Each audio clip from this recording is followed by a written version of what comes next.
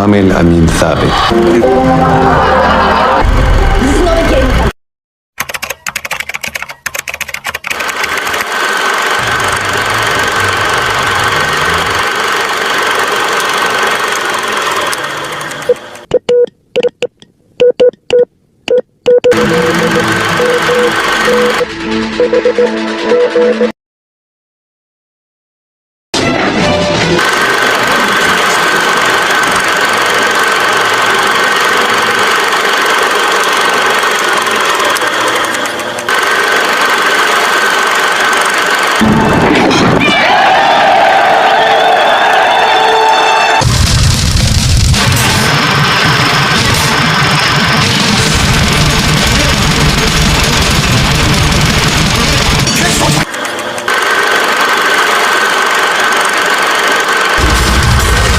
Hello दोस्तों, कहानी एक ऐसे जासूस की जिसने चालाकी और धोखाबाजी से इजरायली गवर्नमेंट को सीरिया, शाम के खुफिया राज को मोसाद तक पहुंचाया। इसकी दी हुई इंफॉर्मेशन का इजराइल को बड़ा फायदा हुआ और 1967 की जंग, जिसे 6 रोजा जंग 6 डे वॉर के नाम से भी जाना जाता है, इसमें अरब कंट्री को हार का मुंह देखना पड़ा। इसकी कहानी किसी फिल्म की स्टोरी से कम नहीं। मेरे साथ बने रहें इस दिलचस्प कहानी को सुनने के लिए एक अच्छी आवाज में। आज हम बात करेंगे एक ऐसे शख्स की जिसकी कहानी किसी थ्रिलर फिल्म से कम नहीं। एक ऐसा जासूस जिसने अपनी दिमागी ताकत, इंटेलिजेंस और हिम्मत से दुश्मन के दिल में जगह बना ली। It is with great pleasure I introduce you to the founder and leader of the Baath Party, Hafiz Hassan.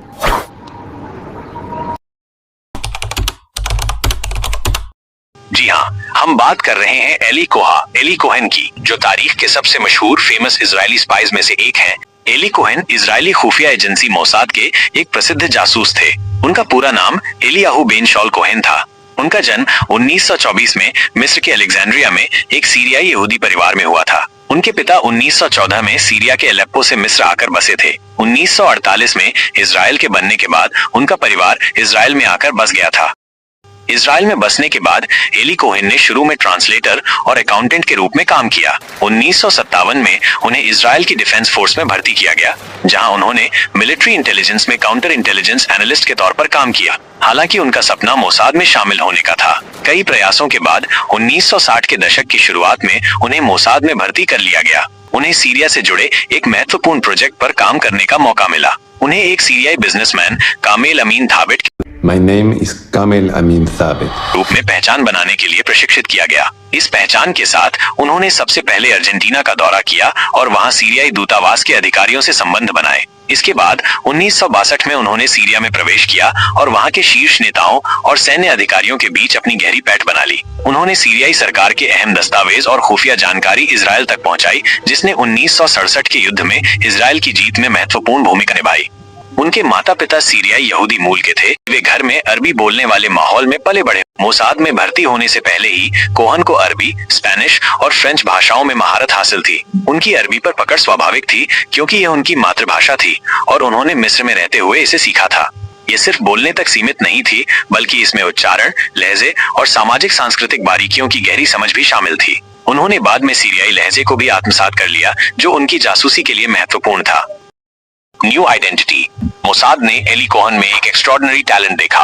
उन्हें एक बेहद खतरनाक, हाईली डेंजरस मिशन के लिए चुना गया। इस मिशन के लिए एली को एक नई शिनाख्त दी गई। वो बन गए कमाल अमीन साबित, एक शाम का खुशहाल बिजनेसमैन जो अर्जेंटाइन में रहता था। अर्जेंटाइन में बिजनेस और सीरियन कनेक्शंस। कमाल अमीन साबित बनकर एली कोहेन 1961 में अर्जेंटाइन पहुंचे। यहाँ उन्होंने इंपोर्ट एक्सपोर्ट का बिजनेस शुरू किया, लेकिन ये सिर्फ दिखावा था। उनका असल मकसद अर्जेंटाइन में मौजूद सीरियन कम्युनिटी के साथ रिलेशंस बनाना था। एली ने बड़ी महारत से सीरियन डिप्लोमैट्स, मिलिट्री ऑफिशियल्स और वेल्थी बिजनेसमैन के साथ दोस्ती की। वो बड़ी बड़ी पार्टियां देते थे, जहां वो शाम के अहम अधिकारियों, ऑफिशियल्स से मिलते जुलते और उनसे कॉन्फिडेंशियल इंफॉर्मेशन निकालने की कोशिश अटेम्प्ट करते थे। उनकी चार्मिंग पर्सनैलिटी और जेनरोसिटी ने उन्हें बहुत जल्द शामी सर्कल में पॉपुलर कर दिया। शाम के ओहदेदारों से कुर्बत और जासूसी। अर्जेंटाइन में अपने ताल्लुकात की बुनियाद पर कमाल अमीन साबित 1962 में शाम मुंतकिल हो गए। दमिश्क में उन्होंने मजीद इन्फ्लुएंशियल कनेक्शंस बनाए। वो इतने सक्सेसफुल हुए कि वो Syrian political and military elite का हिस्सा बन गए। वो बड़े बड़े पदाधिकारियों डिग्नेटरीज के साथ घुलते मिलते थे, यहाँ तक कि वो सीरियन मिनिस्टर ऑफ डिफेंस के पर्सनल एडवाइजर तक बन गए। इस पोजीशन से उन्हें शाम की मिलिट्री स्ट्रेंथ, स्ट्रेटेजिक प्लान्स और पॉलिटिकल डायनामिक्स के बारे में महत्वपूर्ण जानकारी मिली। वो गोलान हाइट्स पर शाम की फौजी तंसीबात की डिटेल्स, हथियारों के भंडार और फौजी मूवमेंट के बारे में कीमती जानकारी इसराइल को भेजते रहे। यह इंफॉर्मेशन 1967 की 6 रोजा जंग 6 डे वॉर में इसराइल के लिए बहुत क्रूशियल साबित हुई। एली कोहन ने सीरियाई संस्कृति को अपनाने के लिए कई तरीके अपनाए जो उनकी जासूसी की सफलता के लिए महत्वपूर्ण थे। मोसाद ने उन्हें कमाल अमीन थाबित नाम नई पहचान दी। यह पहचान पूरी तरह से गढ़ी गई थी, जिसमें यह दिखाया गया था कि उनका जन्म लेबनान के बेरूत में हुआ था। उन्होंने इस कहानी को इतनी कुशलता से जिया कि कोई उन पर शक नहीं कर पाया।